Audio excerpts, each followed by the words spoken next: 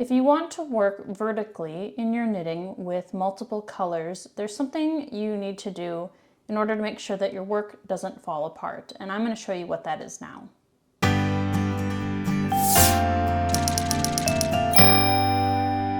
So we have our two colors set up, and you can join them at the beginning with a special cast on, or you can also join one in the middle of your knitting. And when you come up to your first color change, what you want to do is insert your needle, take your working color, and I place it over to the left and hold on to it with my fingers, and then go underneath and take your color change and you knit with that. So what it does is it crosses these two yarns over, and you just start knitting like normal. And I'll show you what that does.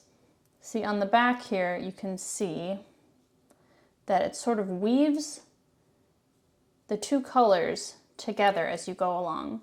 And when you make your color change, make sure you tighten up the stitch enough right at the color change, because you don't want those to look loose.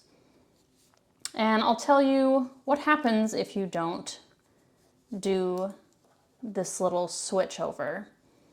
And I'll show you how to do it on the purl side as well. So I was knitting my first ever baby blanket, and the border was a different color than the body. And I noticed that they had started to separate, and it was because I wasn't making this little maneuver that I just showed you to link them together. So it's the same for the purl stitch. You hold your yarn over to the left, and then you take your new yarn and cross it over the working yarn and just continue on purling.